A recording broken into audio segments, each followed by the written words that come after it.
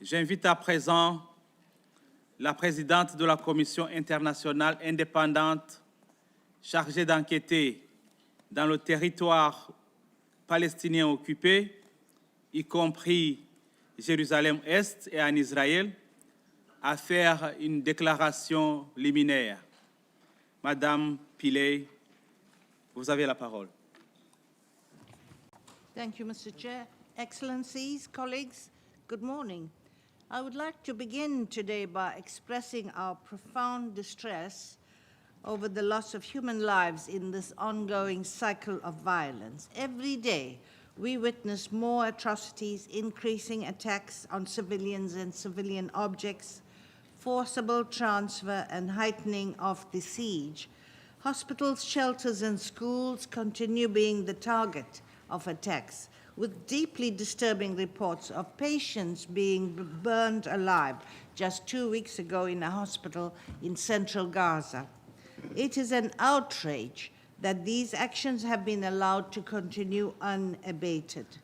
7th October should have been a wake-up call to finally end the recurring cycles of violence and retribution and for peace to become a viable reality. Tragically, it has instead served as a call to arms for collective punishment and for dehumanization.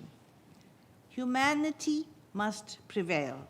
An immediate ceasefire is the utmost priority and should pave the way for peace, justice, and accountability for all victims.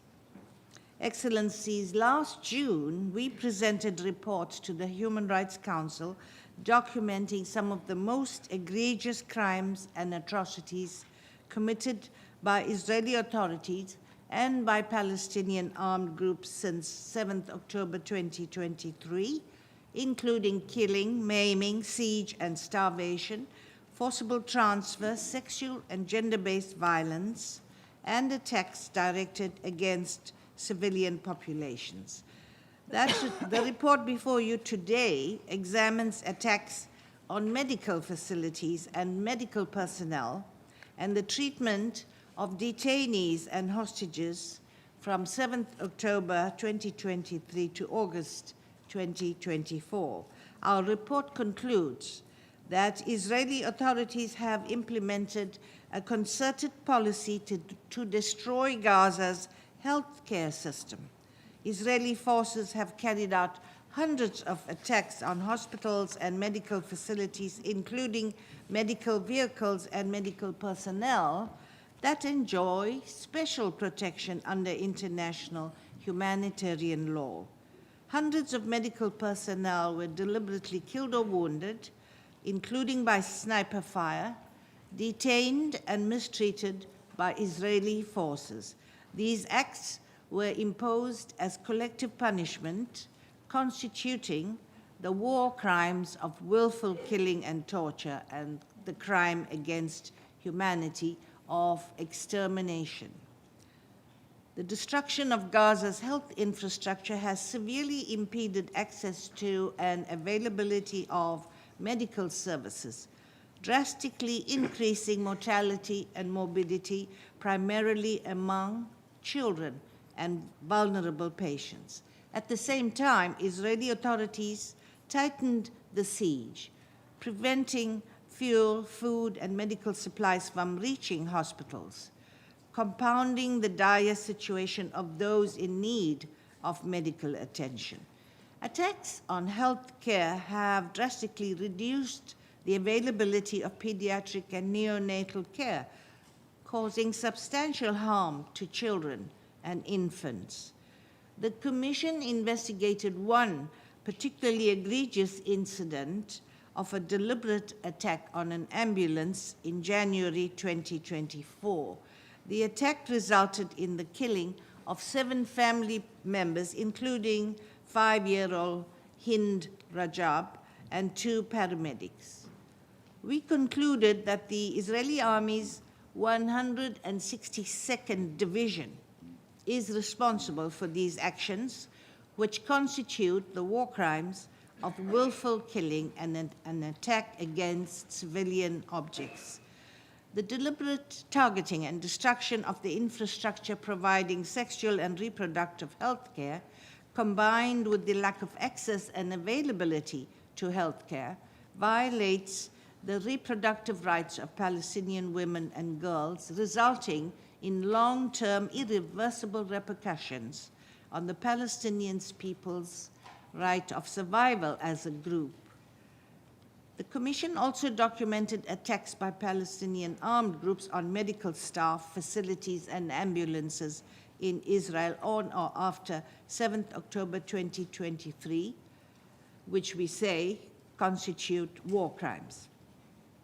Excellencies, our report also focuses on the treatment of those captured and held by the parties to the conflict. We found that the thousands of Palestinians, mostly men and boys from Gaza, have been arbitrarily detained and held incommunicado. Israeli forces used detainees as human shields in both the West Bank and Gaza, constituting a war crime. These incidents included transporting detainees on the bonnet of military vehicles in the middle of an exchange of fire, and forcing detainees into tunnels and buildings ahead of military personnel. The Commission found that Palestinian detainees, including older persons, children, and those arrested before 7th October, were subjected to persistent mistreatment by Israeli authorities, including beatings, continuous blindfolding and handcuffing, severe overcrowding, death threats, humiliation, deprivation of food, restricting appropriate hygiene, and withholding medical care. These acts amount to torture as a war crime and crime against humanity. Acts of physical, psychological, sexual, and reproductive violence were inflicted to humiliate and punish Palestinians. Palestinian male detainees endured sexualized torture, including rape and attacks on sexual and reproductive organs. Female detainees were subjected to sexual abuse and harassment, as well as threats of rape. These acts are a result of an intentional policy of collective punishment seen in the statements made by Israeli officials legitimizing revenge and dehumanizing Palestinians. Excellencies, in its June report, the Commission concluded that the taking of hostages by Palestinian armed groups on 7th October constituted a war crime.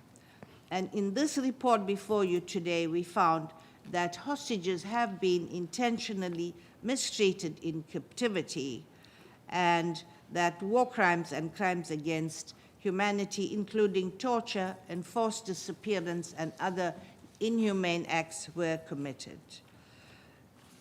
The Commission requested authorities in Israel to grant it immediate, unimpeded access to the Gaza Strip. Concluez, s'il vous plaît.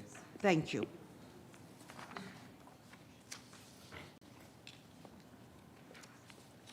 Thank you, Chair. Je remercie la présidente de la Commission internationale indépendante chargée d'enquêter dans le territoire palestinien occupé, y compris Jérusalem-Est et en Israël.